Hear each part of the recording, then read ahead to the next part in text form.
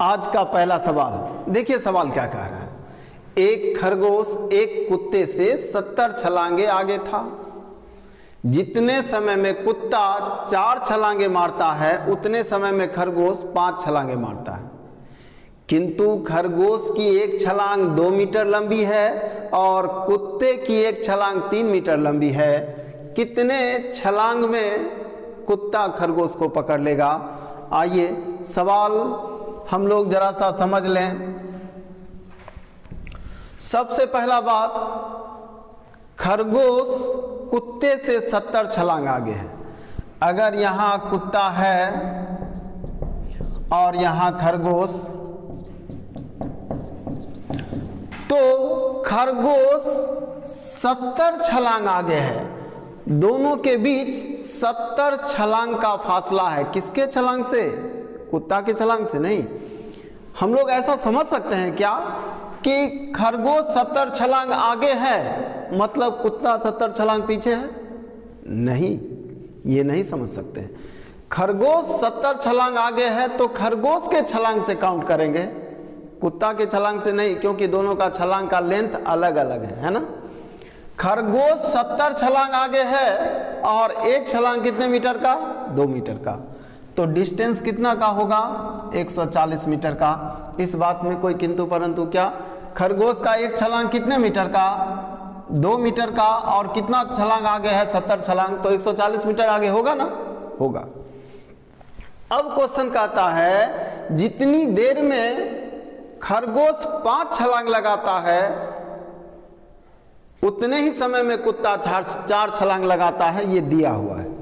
जितने समय में कुत्ता 4 छलांग लगाता है उतने ही समय में खरगोश 5 छलांग लगाता है। यही कह रहा ना क्वेश्चन। अब देखिए, ये 4 छलांग लगाता है, ये 5 छलांग लगाता है। यहां से तो ये लग रहा है कि खरगोश का ही स्पीड अधिक है। नहीं, खरगोश 5 छलांग लगाता जरूर है लेकिन इसका छलांग छोटा है, इसका छलांग 2 मीटर का है। तो ये कितना जाएगा? 10 मीटर। इसका छलांग 3 मीटर का है तो ये क्या जाएगा? 12 मीटर। अब देख लीजिए किसका स्पीड ज्यादा है? कुत्ता का स्पीड ज्यादा है। ये 12 मीटर और ये 10 मीटर, यही ना। तो आप अब यही हम लोग आंसर पर आ गए। अब कुछ नहीं करना है। आप देखिए, कुत्ता जितने समय में 4 छलांग लगाएगा उतने समय में खरगोश 5 छलांग लगाएगा। इसका मतलब ये भी कह सकते हैं, क्या कह सकते हैं? जितने समय में कुत्ता 12 मीटर जाएगा उतने ही समय में खरगोश 10 मीटर जाएगा। ये कह सकते हैं ना। अब आइए, कुत्ता खरगोश को कहीं ना कहीं जाकर पकड़ लेगा। इसका मतलब कुत्ता खरगोश से 140 मीटर अधिक दौड़ेगा ना, क्योंकि कुत्ता खरगोश को पकड़ लिया तो उतना ज्यादा दौड़ेगा ना जितना खरगोश आगे है। खरगोश कितना आगे है? 140 मीटर। कुत्ता को 140 मीटर अधिक दौड़ना होगा बनिस्बत किसके? खरगोश के। यानी 140 मीटर का मेकअप करना होगा। आप देखिए यहां 2 मीटर का मेकअप हो रहा है क्या? कुत्ता 12 मीटर, खरगोश 10 मीटर, 2 मीटर का मेकअप हुआ ना। तो 2 मीटर का मेकअप करने के लिए 12 मीटर जाना पड़ेगा कुत्ता को। और हमको मीटर में जवाब नहीं देना है, हमको जवाब छलांग के रूप में देना है। तो 2 मीटर का मेकअप करने तक कुत्ता कितना छलांग लगा चुका है? आप देखिए, कुत्ता 4 छलांग लगा चुका है। मतलब 2 मीटर का मेकअप करना हो तो कुत्ता लगाएगा 4 छलांग। अरे लगाएगा ना, साफ साफ क्वेश्चन कह रहा।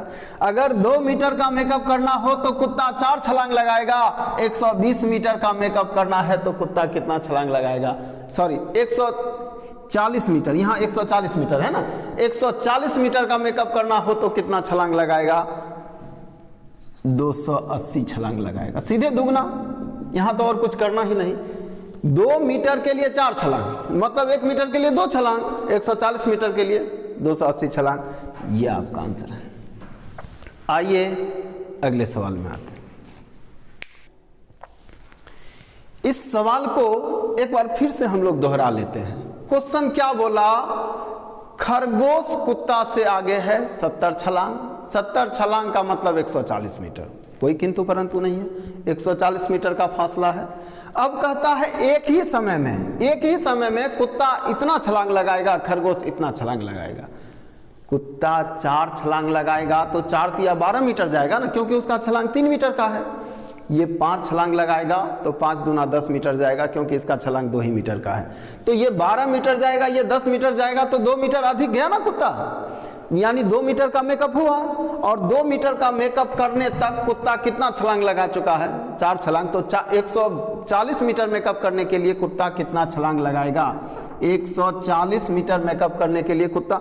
इसको अगर यहां कोई परेशानी हो रहा है तो इसको ऐसे समझिए,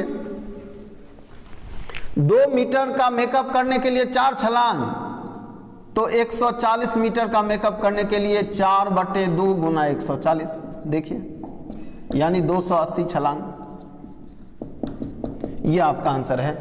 अब आइए हम लोग अगले सवाल में आते हैं। अगला सवाल आपका, एक शिकारी कुत्ते ने एक खरगोश का पीछा किया। जितनी देर में खरगोश 6 छलांग मारता है उतनी ही देर में कुत्ता 5 छलांग मारता है। यदि कुत्ता का 3 छलांग खरगोश के 4 छलांग के समान है तो उनके चालों का अनुपात क्या होगा। देखिए हम लोग मान लेते हैं कुत्ता का 1 छलांग 100 मीटर का है। कुत्ता 1 छलांग में 100 मीटर जाता है। ये एक डिस्टेंस ले लिए हम लोग, है ना। हालांकि और भी विकल्प होगा हमारे पास। आइए सबसे पहले इस बात को देखें। कुत्ता का 1 छलांग कितना मीटर का, 100 मीटर का। तो आपका सवाल कहता है कुत्ता 3 छलांग में जितना जाता है उतना ही खरगोश 4 छलांग में। सवाल साफ साफ कह रहा है यदि कुत्ता का 3 छलांग खरगोश के 4 छलांग के समान हो तो 100 को अगर 3 से गुना कर दिए तो कुत्ता का 3 छलांग हुआ ना। 1 छलांग हमने 100 मीटर का लिया, 3 छलांग 300 मीटर का, और ये बराबर होगा क्या, खरगोश के 4 छलांग के। खरगोश के 4 छलांग के बराबर होगा, ये होगा ना। तो 4 छलांग में खरगोश कितना जाएगा, इतना। तो 4 से इधर भाग लगा देंगे तो 1 छलांग में कितना जाएगा, तो 1 छलांग में कितना जाएगा ये निकल जाएगा। 1 छलांग का मान होगा 3 गुना 100, इसको हटा लेते हैं, बटा 4, और ये 25 बार में यानी क्या 75 मीटर। हम लोग कुत्ते का 1 छलांग 100 मीटर का माने थे, खरगोश का 1 छलांग 75 मीटर का निकला। अब क्वेश्चन कहता है जितनी देर में कुत्ता 5 छलांग लगाता है उतनी ही देर में खरगोश क्या करता है, खरगोश 6 छलांग लगाता है। ये क्वेश्चन कह रहा है एक ही समय में 1 सेकंड में अगर कुत्ता 5 छलांग लगाएगा तो खरगोश 6 छलांग लगाएगा। ये 5 छलांग लगाएगा और ये दूरी कितना तय करेगा, इतना 5 गुना 100, क्योंकि हम लोग 100 माने हैं। और ये कितना दूरी तय करेगा, गुना 75, क्योंकि इसका दूरी 75 निकला। अब ये जो अनुपात निकल रहा है किसका, दूरी का, और जो दूरी का अनुपात होगा वही चाल का अनुपात होगा, क्योंकि समय तो एक ही है। आइए यहीं से आंसर निकालते हैं हम लोग। 25 से 3 बार में, 25 से 4 बार में, और इसको हम लोग काट लेते हैं 2 और ये 3, यानी आंसर आएगा क्या 10:9। ये आपका आंसर है। कुछ नहीं किए हम लोग, सबसे पहले एक डिस्टेंस निकाल लिए कि दोनों 1-1 छलांग में कितना जाता है। 1 छलांग में खरगोश अगर 100 मीटर जाएगा तो 3 छलांग में क्या जाएगा, 3 गुना 100, सॉरी 1 छलांग में कुत्ता 100 मीटर जाएगा तो 3 छलांग में कितना जाएगा, 3 गुना 100, और ये बराबर होगा खरगोश के 4 छलांग के, क्योंकि क्वेश्चन साफ साफ कह रहा है। तो 1 छलांग में खरगोश कितना जाएगा, तो दोनों का एक एक छलांग कितने लेंथ का है पता चल गया। अब ये 5 छलांग लगाता है तो ये 6 छलांग लगाता है। 5 छलांग में दूरी तय कितना करेगा, 5 गुना 100, और ये 6 छलांग में 6 गुना 75। तो डिस्टेंस का रेशियो 10-9, तो चाल का रेशियो भी 10-9 ही होगा। आइए इस सवाल को एक बार फिर देखें। कुत्ता और खरगोश। क्वेश्चन कहता है जितनी देर में खरगोश 6 छलांग लगाता है उतनी ही देर में कुत्ता 5 छलांग लगाता है। ये 5 छलांग लगाता है और ये 6 छलांग लगाता है। फिर क्वेश्चन कहता है यदि कुत्ते का 3 छलांग। अब कुत्ते के छलांग से खरगोश को गुना कर देना है और खरगोश के छलांग को कुत्ते से गुना कर देना है, और यही आपके चालों का अनुपात हो जाएगा।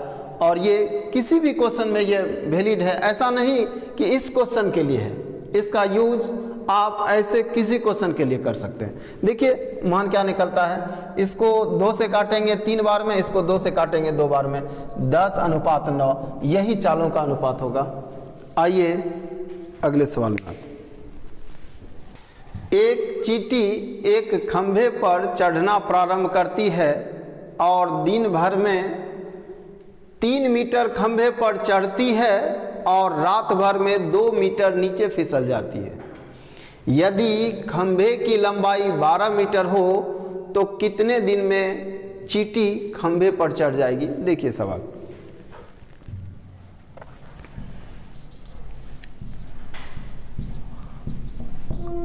खंभे की लंबाई 12 मीटर, खंभे की ऊंचाई 12 मीटर। देखिए होगा क्या, एक चींटी दिन भर में 3 सेंटीमीटर चढ़ती है और रात भर में 2 सेंटीमीटर फिर नीचे आ जाती है, फिर अगले दिन 3 सेंटीमीटर ऊपर और रात भर में फिर 2 सेंटीमीटर नीचे, फिर 3 सेंटीमीटर ऊपर, फिर 2 सेंटीमीटर नीचे, फिर 3 सेंटीमीटर, फिर 2 सेंटीमीटर नीचे। यही प्रक्रिया होगा, लेकिन ये प्रक्रिया हमेशा नहीं होगा, क्योंकि कोई तो एक ऐसा स्थान आएगा जहां के बाद सीधा 3 मीटर हम पहुंच जाएंगे, फिसलने का जरूरत नहीं लगेगा। एक दिन में 3 मीटर चढ़ सकते हैं ना, मतलब जब 3 मीटर बचेगा तो एक ही दिन में 3 मीटर चढ़ जाएंगे। ऐसे आप क्या देख रहे हैं, दिन भर में 3 सेंटीमीटर ऊपर गए और रात भर में 2 सेंटीमीटर नीचे आ गए, मतलब एक दिन रात में 1 ही सेंटीमीटर चढ़े ना। तो ये प्रक्रिया जारी रहेगा, लेकिन एक ऐसा स्थान आएगा जहां से हम 3 मीटर एक ही दिन में चढ़ जाएंगे। तो हम लोग को ध्यान इसी बात का रखना है, यही गलती हम लोग कर जाएंगे। अगर सीधा सीधा देखा जाए तो हम लोग इसका जवाब ऐसे देंगे, हम कहेंगे क्या 3 मीटर चढ़ती है, 2 मीटर नीचे आ जाती है, तो 1 ही मीटर चढ़ती है एक दिन रात में। एक दिन रात में 1 मीटर, तो 12 दिन रात में 12 मीटर, ये आंसर हो जाएगा। ऐसा नहीं कर सकते हैं, ये गलत हो जाएगा, क्योंकि यहां हमने उस बात का ध्यान नहीं दिया कि एक ऐसा हाइट आएगा जहां के बाद एक दिन में, एक दिन रात नहीं, एक दिन रात में 1 मीटर नहीं, एक दिन में 3 मीटर जाएंगे, ऐसा समय आएगा ना। तो वही आपको ध्यान देना है ऐसे सवाल में, और ये ध्यान हम लोग देते हैं। तो हम लोग को यहाँ करना क्या है, यहाँ हम लोग को एक डिस्टेंस रिजर्व रखना है जितना वो एक दिन में चढ़ती है। एक चींटी एक दिन में 3 मीटर चढ़ती है ना, तो इस 3 मीटर को आप रिजर्व रखिए, बचा क्या 9 मीटर। अब देखिए हम लोग क्या करेंगे, 3 मीटर, 2 मीटर नीचे तो 1 मीटर, और इस 1 मीटर को चढ़ने के लिए क्या लगा, 1 दिन रात। 1 दिन रात में 1 मीटर, तो 9 दिन रात में 9 मीटर। 9 दिन रात में 9 मीटर पहुंच गए ना यहाँ, और अगला 3 मीटर तो एक ही दिन में पहुंच जाएंगे, तो 10 दिन में पहुंच गए ना। तो हमारा आंसर होगा 1 दिन और लगेगा तो 3 मीटर और जाएंगे, तो 12 मीटर पहुंच गए ना। और ये गए कहाँ, समय क्या लगा, 10 दिन। ये आपका आंसर होगा। और अभी हम लोग गलत स्टेप उठा रहे थे, तो आंसर क्या आ रहा था, 12 दिन रात। 1 दिन रात में 1 मीटर, तो 12 दिन रात में 12 मीटर, गलत हो रहा था ना। एक्चुअल में 10 दिन में ही चींटी वहां पहुंच रही है। आइए इसी टाइप के कुछ और सवाल को लें हम लोग। अगला सवाल पिछले सवाल से ही मिलता जुलता।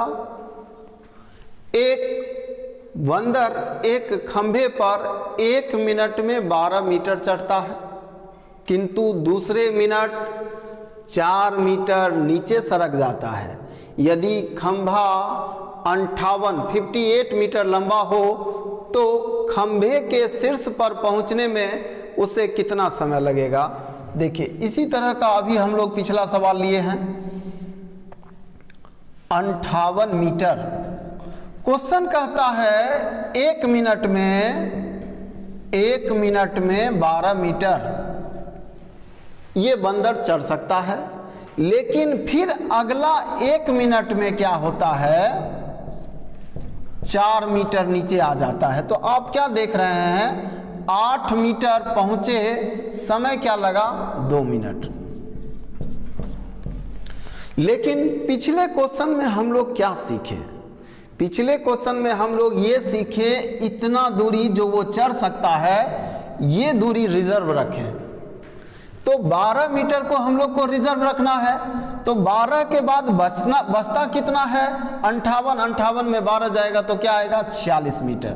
यानी 46 मीटर आपको इसी तरह चलना है, इसी दर से 2 मिनट में 8 मीटर। आप देख रहे हैं ना, 2 मिनट बीत गया, चढ़े कितना, 8 मीटर। तो हर एक 2 मिनट में 8 मीटर जाएंगे, और ये कब तक, यहां तक 46 मीटर तक। 46 के बाद हमारा स्पीड कुछ और हो जाएगा। अब देखिए यहां क्या है, 2 मिनट में आप 8 मीटर गए, तो 8 का टेबल पढ़िए, आपको जाना कहाँ है, 46 या 46 से कुछ ऊपर। 46 से नीचे रहिएगा तो फिर एक बार नीचे सरकिएगा। आपको इस बिंदु पर जब आइएगा ना तब फिर पहुंच जाइएगा, उसके नीचे रहिएगा तो फिर एक बार सरकिएगा, क्योंकि आप 1 मिनट में 12 मीटर ही चढ़ सकते हैं ना। 13 मीटर चढ़ने का नौबत आएगा तब आप 12 मीटर जाकर रुक जाइएगा, फिर नीचे आइएगा। तो आपको किसी भी सूरत में इस बिंदु पर आना पड़ेगा या उससे थोड़ा ऊपर। तो 8 का टेबल पढ़िए, 8 48, तो 8 48, तो इसको भी 6 से गुना करना होगा ना। तो 12 मिनट बीता, आप कहां पहुंच गए, 48। आपको 46 पहुंचना था, आप 48 पहुंच गए। इसके बाद आपको सीधा ऊपर जाना है, फिर नीचे सरकने का जरूरत नहीं लगेगा। अब दूरी कितना बचा है, 58 मीटर में 48 तो आप पहुंच ही गए, 10 मीटर बचाना। अब तो 1 मिनट भी नहीं लगेगा, क्योंकि बंदर 1 मिनट में 12 मीटर चढ़ सकता है और चढ़ने के लिए मात्र 10 मीटर बचा हुआ है। अब निकालते हैं हम लोग, 12 मीटर चढ़ने के लिए बंदर को 1 मिनट लगता है, यानी 60 सेकंड लगता है। 12 मीटर चढ़ने के लिए कितना समय लगेगा, 60 सेकंड। तो 10 मीटर चढ़ने के लिए कितना समय लगेगा, 60/12 गुना 10, यानी 50 सेकंड और लगेगा। 1 मिनट नहीं लगेगा, तो 1 मिनट से कम लगेगा, इसलिए आंसर हम लोग बाद का समय सेकंड में ले आए। तो शुरू में कितना समय लगा था आपको, 12 मिनट, और बाद में कितना, 50 सेकंड। आपका आंसर क्या, 12 मिनट 50 सेकंड। 12 मिनट 50 सेकंड में बंदर वहां पहुंच जाएगा, ये आपका आंसर है, 12 मिनट 50 सेकंड। आइए अगले सवाल में आते हैं। अगला सवाल, एक व्यक्ति एक निश्चित दूरी तय करने में साइकिल से जाने तथा स्कूटर से लौटने में कुल 6 घंटे लेते हैं। यदि वह दोनों ओर साइकिल से जाए तो 8 घंटे लगते हैं, दोनों ओर स्कूटर से जाने में कितना समय लगेगा। क्वेश्चन क्या कह रहा है, क्वेश्चन ये कह रहा है, जरा सा देखा जाए। 2 स्थान, इधर से गए हम साइकिल से और इधर से आए हम स्कूटर से, तो कुल कितना वक्त लगा, 6 घंटा दिया हुआ। क्वेश्चन कह रहा है साइकिल से गए और स्कूटर से आए 6 घंटा लगा, इस स्थिति में 6 घंटा लगा। फिर क्वेश्चन कहता है कि दोनों ओर साइकिलें से जाए, मतलब जाए भी साइकिल से लौटे भी साइकिल से, तो 8 घंटा लगता है। जाहिर है साइकिल का स्पीड कम है, दोनों ओर साइकिल से तय करेंगे तो अधिक वक्त लगेगा। यहाँ 6 घंटा इसलिए लगा था क्योंकि एक तरफ हम लोग स्कूटर से आए थे। सवाल यही है, अब सवाल को हम लोग हल करने का प्रयास कर रहे हैं।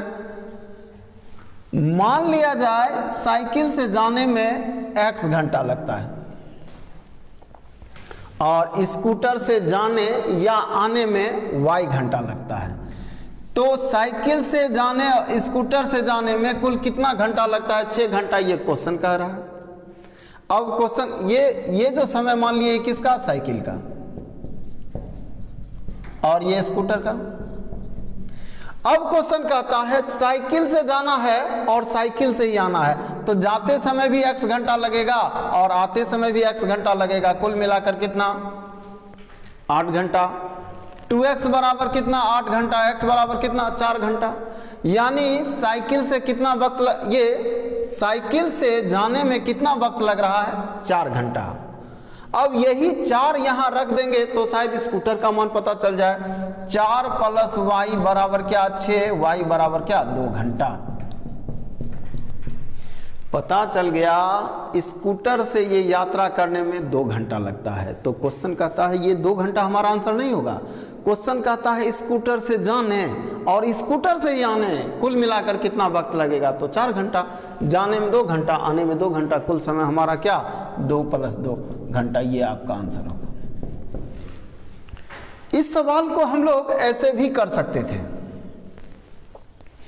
ये क्वेश्चन कहता है एक तरफ गए आप क्या?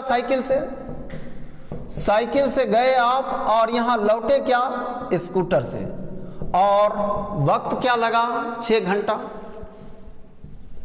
6 घंटा लगा ना। 6 घंटा में आपने क्या किया? साइकिल से गए, स्कूटर से आए। अब 6 को अगर दोगुना कर दें तो 12 घंटा। 12 घंटा में क्या होगा? 6 घंटा में क्या है? 6 घंटा में है एक बार साइकिल से और एक बार स्कूटर से। 12 घंटा में क्या होगा? 2 बार साइकिल से और 2 बार स्कूटर से। 12 घंटा में 2 बार साइकिल से, 2 बार स्कूटर से, और 2 बार साइकिल से कितना समय लगता है? 8 घंटा दिया हुआ है। तो ये जो डिफरेंस होगा वो किसका होगा? 2 बार स्कूटर से। 6 घंटा में क्या है? एक बार साइकिल, एक बार स्कूटर। 12 घंटा में क्या होगा? 2 बार साइकिल, 2 बार स्कूटर, और ये क्या है? 2 बार साइकिल। तो 2 बार साइकिल और 2 बार स्कूटर में 2 बार साइकिल घटा देंगे तो क्या बचेगा? 2 बार स्कूटर से 4 घंटा। यानी ये आपका आंसर होगा। 12 में सिर्फ 8 घटाना है, यही उत्तर है। आइए अगले सवाल में आते हैं। अगला सवाल, एक व्यक्ति एक निश्चित दूरी तय करने में साइकिल से जाने तथा स्कूटर से लौटने में कुल 4 घंटा 30 मिनट लेता है। क्वेश्चन कहता है एक तरफ हम साइकिल से गए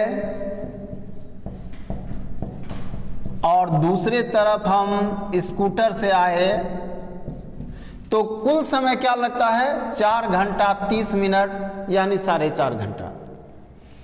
4.5 को हम लोग डबल कर लेते हैं तो ये 9 घंटा हो जाएगा। तो 9 घंटा में क्या होगा? 4.5 घंटा में क्या है? 4.5 घंटा में एक बार साइकिल से, एक बार स्कूटर से। स्कूटर से इधर आइए कि इधरे से स्कूटर से भी जाइए, बात एक क्या है ना, समय तो वही लगेगा। मतलब 4.5 घंटा में एक बार साइकिल से और एक बार मोटरसाइकिल, एक बार साइकिल से एक बार स्कूटर से जा सकते हो। 9 घंटा में क्या कर सकते हैं? 2 बार साइकिल से और 2 बार स्कूटर से। अब क्वेश्चन कहता है यदि दोनों ओर साइकिल से जाएं तो 2 घंटा अधिक लगता है। मतलब दोनों तरफ अगर साइकिल से जाएं तो 2 घंटा अधिक लगता है। इससे 2 घंटा अधिक मतलब क्या? 6.5 घंटा, है ना। अब आप देखिए इस 9 घंटा में क्या है और 6.5 घंटा में क्या है। 9 घंटा में है 2 बार साइकिल और 2 बार स्कूटर। 6.5 घंटा में क्या है? 2 बार साइकिल। तो इसमें से इसको घटाएंगे तो स्कूटर ही बचेगा ना। 2 बार साइकिल और 2 बार 2 बार साइकिल और 2 बार स्कूटर दोनों इसमें है। और इसमें क्या है, इसमें सिर्फ 2 बार साइकिल है। ये दोनों का जो अंतर होगा यही होगा, 2 बार स्कूटर से लिया गया समय, 2 बार स्कूटर से लिया गया समय कितना, 2.5 घंटा। ये आपका आंसर है। आइए अब हम लोग मिलते हैं अगले वीडियो में। इस तरह के क्वेश्चन को हम लोग जिसको देख चुके हैं उससे रिलेटेड कुछ सवाल है आपके पास या इससे अलग भी कुछ सवाल है तो आप टेलीग्राम चैनल के माध्यम से भेजिए। धन्यवाद।